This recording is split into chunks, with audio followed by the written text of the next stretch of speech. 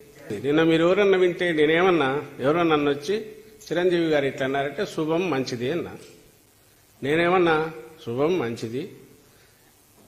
ఇప్పుడు ఉన్న వాళ్ళకి తోడు ఇంకొకరు ఆయన కానీ ఇంకొకరు కానీ జాయిన్ అయినా నష్టం లేదు. మాకు కావాల్సిన పిక్చర్ క్లారిటీ మరింత వస్తుంది, కన్ఫ్యూజన్ ఉండదు. మా వరకు మేము కాన్ఫిడెంట్గా ఒకరం ఉన్నాము. అటువైపు ఇట్లాంటి రకరకాల ఆలోచనలు ఉండే వాళ్ళను ఫిగరేటివ్గా నేను పోల్చిన.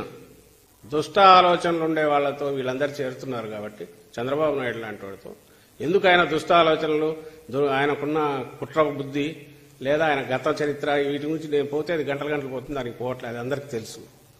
నేను ఇంతకుముందు అన్నదంటే కూడా ఉంది, ఆయనకు అధికారంలోకి రావడం తప్ప అది పవన్ కళ్యాణ్ బాధ్యత, చిరంజీవి బాధ్యత, మోడీ బాధ్యత, పురంధేశ్వరి బాధ్యత అని ఆయన అనుకుంటుంటాడు. ఇట్లా అనుకున్నట్టే అన్నాడు, ఆయన కూడా దాంట్లో చేరినాడు, మంచిది. వేరే మేము ప్రజలు మాతో ఉంటేనే మేము అధికారంలోకి రాగలం, కాబట్టి ప్రజలతో ఎట్లా ఉంచుకోవాలని మేము ఆలోచిస్తున్నాం జగన్మోహన్ రెడ్డి గారు. అలాంటి దుర్మార్గపు ఆలోచనలో ఉండే వాళ్ళందరినీ పంచతంత్రంలో క్యారెక్టర్స్లో ఇవన్నీ ఉంటాయి, రకరకాల గుంటనక్కలు, తోడేళ్లు, ఇవన్నీ. వీళ్ళందరూ గుంటనక్కలని నేను గుంటనక్కలు అన్నట్ల స్వభావ రీత్యా అలాంటి వాళ్ళందరూ ఒక దగ్గర అంటే చంద్రబాబు నాయుడు గారు అలాంటి వాళ్ళందరినీ చేర్చుకుంటున్నారు. వాళ్ళు కూడా ఆ స్వభావం ఉండే వాళ్ళతో చేరి వాళ్ళు కూడా ఆ రకంగానే అవుతున్నారు అనే ఉద్దేశంతో నేను ఎవరిని అవమానించాలని అన్నా. ముందు అన్నది కరెక్ట్. చిరంజీవి గారు ఆయన వ్యక్తిగా, ఇప్పుడు ఆయన వ్యక్తి మాత్రమే, మంచి సినిమా స్టారు, మధ్యలో రాజకీయాల్లో ఉన్నారు. ఇప్పుడు కాదని ఆయన డిక్లేర్ చేశారు. పెద్ద మనిషి, రాష్ట్రంలో అందరూ గౌరవించేవాడు అనుకుంటే ఆయన అభిప్రాయం మేరకు ఈసారి కూటమి రావాలని ఉంది. కూటమి అనగానే ఏమేమి వస్తాయి? ఇవన్నీ 1, 2, 3, 4 వస్తాయి. పోనీ ఆయన ఎవరిని కూర్చోబెట్టుకొని చెప్పారా పక్కనంటే ఎత్తిపోయి దివాలా తీసి ఇదైపోయి బ్యాంకులు మోసం చేసిన వ్యక్తి ఆయన సపోర్ట్ చేస్తూ మాట్లాడారు. ఇలాంటి వాళ్ళందరూ ఒక దగ్గర చేరినప్పుడు ఏమనాలో ఆయనే చెప్పనండి, పవన్ కళ్యాణ్ గారినే ఆయనే చెప్పాలి దానికి ఎక్స్ప్లెనేషన్. అంతే తప్ప దానికి మీ మొహాల అద్దంలో చూసుకోండి మీరు ఎవరు చెప్పేది మేము అందగాళ్ళమని చెప్పినామా? ఆయన సినిమా స్టార్, సూపర్ స్టారే, కాదని ఎవరున్నారు? అదే కదా ఆయన బతికించేది. ఈరోజు చంద్రబాబు నాయుడు డిపెండ్ అయింది. అది కాకపోతే పవన్ కళ్యాణ్ దగ్గరికి రానిచ్చేవాడా? లేదా ఆయన కావాల్సిన తీర్చి అంత ఆ డిమాండ్ తీర్చి ఆయన నెత్తిన పెట్టుకుని ఎందుకు ఊరెగుతున్నాడు చంద్రబాబు? ఉంది కాబట్టే పవన్ కళ్యాణ్ గారు మీరు రాజకీయాలకు నిజంగా రావాలనుకుంటే ఇది కాదు పద్ధతి. మీకంటే ఒక 2 ఏళ్ల ముందు మొదలు పెట్టిండొచ్చు. మన జగన్మోహన్ రెడ్డి గారు ప్రూవ్ చేసుకున్నారు. This is the way. మీకు బేస్ ఉంది, కోర్ ఉంది. దాని మీద మీరు అప్పటి నుంచి మొదలుపెట్టి పార్టీ నిర్మించి ఉంటే బాగానే ఉండేది. ఒక రాజకీయ పార్టీ అంటే ఏం కావాలి? రాష్ట్రంలో ప్రతి చోట దానికి సంబంధించిన ఇన్ఛార్జీలు కావాలి, స్ట్రక్చర్ కావాలి, ఇవి పెట్టుకోవాలి. అవన్నీ పెడితే చంద్రబాబుకి ఎట్లా ఉపయోగపడతాడు? కాబట్టి చంద్రబాబు నాయుడుకి అది ఇష్టం లేదు. అందుకని ఆయన నువ్వు ఇంతవరకు నమ్మన్నాడు. ఆయన ఆగాడు. దాని గురించి అన్నాము. ఆయన ఉండేది చంద్రబాబు నాయుడు కోసం ఉన్నట్టుంది అన్నాం. అందులో తప్పేముంది?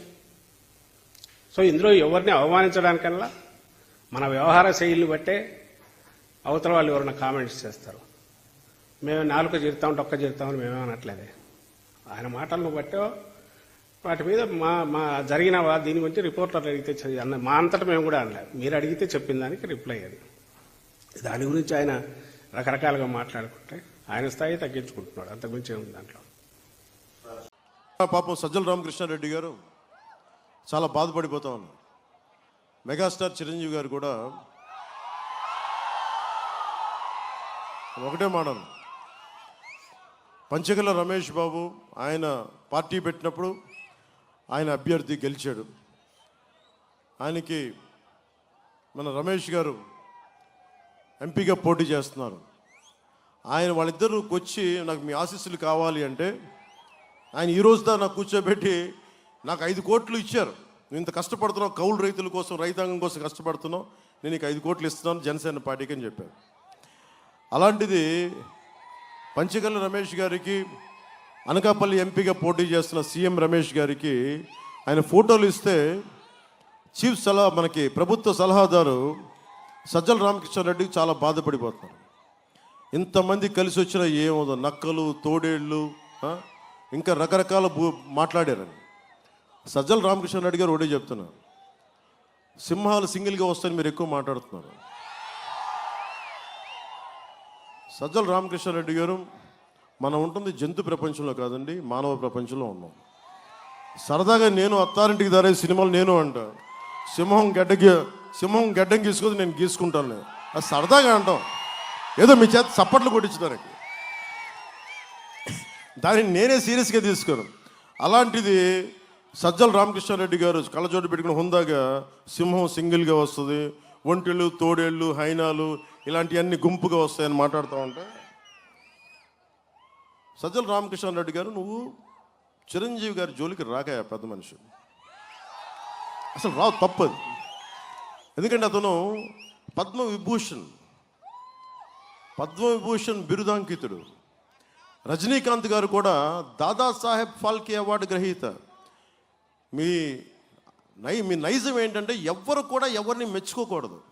ఉప్పాడలో ఉండే ఒక రైతు మన కూర్చో ఒక మత్స్యకారుడు నా బోటుకి వలలకి రాయితీ ఇవ్వలేదంటే వాళ్ళని బెదిరిస్తాం. దాదాసాహెబ్ ఫాల్కే అవార్డు గ్రహీత పాప ఆయన ఏదో కూర్చొని చంద్రబాబు గారి గురించి మాట్లాడితే ఆయన్ని తిడతాం. పద్మవిభూషణ్ చిరంజీవి గారిని తిడతాం. ఏం ఒళ్ళు కళ్ళు పైకి ఎక్కినాయా మీకు? అంత ఎక్కేసినాయా మీకు? సజ్జల రామకృష్ణారెడ్డి గారు మీకు ఒకటి చెప్తున్నా, 2-3 సార్లు నేను మాట్లాడితే మీకు ఆధిపత్య అహంకారం అంటే మీరు చాలా బాధపడ్డారు, నొచ్చుకున్నారు. ఆధిపత్యపు అహంకారం అంటే ఇదే సజ్జల రామకృష్ణారెడ్డి గారు. అందరూ మీకే పల్లకీలు మోయరండి. మీరు ఎవరి పల్లకీలు ఎవరు మోయరు. మేమందరం మోసేది ప్రజల్ని, మేము ఎక్కించి మేము బోయిలకి వెళ్తున్నాం. ఇక్కడ మేము మత్స్యకారుల్ని భుజాల మీద ఎక్కించుకుని వారి పల్లకీలు మోయడానికి మేము సిద్ధంగా ఉన్నాం. అణగారిన వర్గాల ప్రజల్ని భుజం మీదకి ఎక్కించుకుని పల్లకీలు మోస్తున్నాం. ఆధిపత్యపు అహంకారం అంటే నోరుకి ఏదొస్తే అది మాట్లాడటం, ఎవరింట్లో ఆడబిడ్డల గురించి నోటికి ఏదొస్తుంది మాట్లాడటం.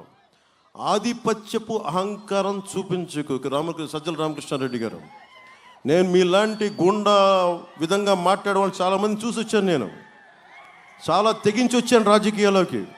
సో నోరు అదుపులో పెట్టుకొని మాట్లాడండి సజ్జల రామకృష్ణారెడ్డి గారు. ముఖ్యంగా చిరంజీవి గారి గురించి అనేటప్పుడు ఒళ్ళు దగ్గర పెట్టుకుని మాట్లాడు. అందరూ కలిసి అంటే ఒకటి మీద వస్తున్నారు, జగన్ మీద ఎంత బలంగా ఉన్నాడో అని తెలుస్తుంది. ఒక ర్యాబీస్ వచ్చిన ఒక సునకం ఉంటుంది, మనం వెళ్ళిపోయి సింగిల్కి వెళ్ళాం, 5-6 మంది వచ్చారే జాగ్రత్త వడ్డీలు నువ్వు ఇట్రా పట్టుకో, దాన్ని కట్టేసి కూర్చోబెట్టి పక్కన పెడతాం. దాన్ని మీ వైసీపీ ప్రభుత్వం ర్యాబీస్ వచ్చిన ఒక కుక్కలా తయారైంది, ఎవరిని పడితే వాళ్ళని గరిచేస్తుంది.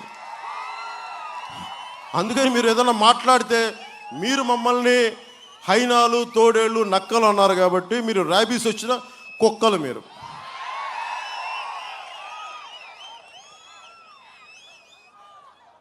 అందుకని మనస్ఫూర్తిగా సజ్జల రామకృష్ణారెడ్డి గారు ముఖ్యంగా అర్థం చేసుకున్న పెద్ద మనసుతోటి కొంచెం మాటలు నియంత్రించుకోండి.